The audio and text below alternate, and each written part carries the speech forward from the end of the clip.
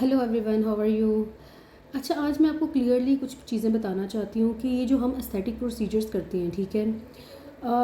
अब ये क्या, क्योंकि बहुत से लोगों के कमेंट्स आते हैं कि ये इनको करने से गुनाह होता है या फिर ये हराम है या अल्लाह की बनाई हुई शक्ल को चेंज कर दिया, ठीक है। अब ये जो एस्थेटिक प्रोसीजर्स की मैं अगर आपको बताऊँ जो कि हम क्या करते हैं, और अब आप बताएंगे कि ये एक्चुअल में क्या है, ठीक है। देखिए, हराम चीज़ वो होती है कि अगर आप फॉर एग्जांपल अल्लाह की बनाई हुई शक्ल को बिल्कुल बिगाड़ दें, ठीक है, तो वो चीज़ करेक्ट नहीं है, ठीक है। अगर फॉर एग्जांपल अगर आप उसको नेचुरल वे में इन्हेंस करें तो वो बिल्कुल भी हराम नहीं है और इनको कराने से कोई गुनाह नहीं है। अब मैं बताती हूँ कि प्रोसीजर्स है क्या। पहली बात तो ये जो एस्थेटिक प्रोसीजर्स हम करते हैं ये आपके टेम्परेरी होते हैं, ठीक है, इसमें कोई परमानेंट चीज़ नहीं होती। सबसे पहले अगर मैं बात करूँ फिलर्स की, फिलर्स में हाइलुरोनिक एसिड होता है। हाइलुरोनिक एसिड नेचुरली हमारी स्किन में प्रेजेंट होता है, लेकिन विद टाइम विद एज जब स्किन सैगी करती है या फिर अपना वॉल्यूम लूज करती है तो वो ऐड करके उसको जस्ट इन्हेंस कर देते हैं। बोटॉक्स क्या होता है, वो बेसिकली टेम्परेरी होता है, वो आपके सिर्फ जो मसल्स होते हैं उनको रिलैक्स कर देता है, ठीक है। जो रिंकल्स होते हैं उनको कुछ देर के लिए रिलैक्स कर देता है।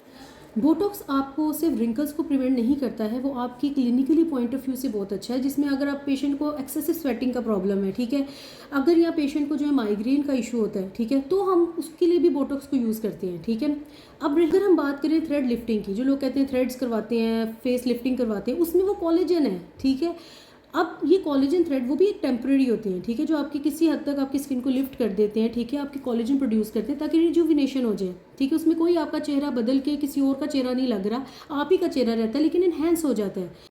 इसके अलावा अगर हम बात करें पीआरपी की, ठीक है, जो आपकी हेयर फॉल को कंट्रोल करता है। पीआरपी में क्या होता है, आपका ब्लड यूज़ करते हैं, आप ही के ब्लड के ग्रोथ फैक्टर्स होते हैं जो कि हम जो है वो अफेक्टेड एरिया में इंजेक्ट करते हैं ताकि आपके इवन वो स्किन के लिए रिजुविनेशन के लिए आपकी जो पिगमेंटेशन आ रही होती है या फिर अगर आपका हेयर फॉल हो रहा होता है तो ये आपका कंट्रोल करता है। ये भी एक नेचुरल प्रोसीजर है, इसमें भी कोई हराम वाली बात नहीं, ठीक है। बताइए कि ये जो हाइलुरोनिक एसिड है ये कोलेजन प्रोडक्शन के लिए जो हम चीज़ें यूज़ करते हैं, रिजुविनेट करते हैं, हेयर फॉल को कंट्रोल करते हैं, आपकी स्वेटिंग को कंट्रोल करते हैं, और भी बहुत सारे प्रोसीजर्स हैं, ये सर्जरीज नहीं है। अब हाँ, एक और बात आती है कि अगर आप नोज़ की करेक्शन की बात की जाए, राइनोप्लास्टी आप नॉन सर्जिकल भी करते हैं ना, उसमें भी हम थ्रेड डालते हैं, फिलर्स डालते हैं ताकि थोड़ा बहुत नोज़ की करेक्शन हो जाए। वो चेंज नहीं हो रहा, ठीक है, वो मतलब आपका आर्टिफिशियल लुक नहीं दे रहा, ठीक है। इवन कुछ लोगों को नोज़ का प्रॉब्लम होता है, डीएनएस का प्रॉब्लम होता है, वो राइनोप्लास्टी की तरफ जाते हैं ताकि फिर उनका जो एक्चुअली उनको प्रॉब्लम आ रहा होता है नेजल ब्लॉकेज का, तो वो करेक्ट हो जाता है विद द सर्जरी, ठीक है। उसमें भी कोई चीज़ हराम नहीं है।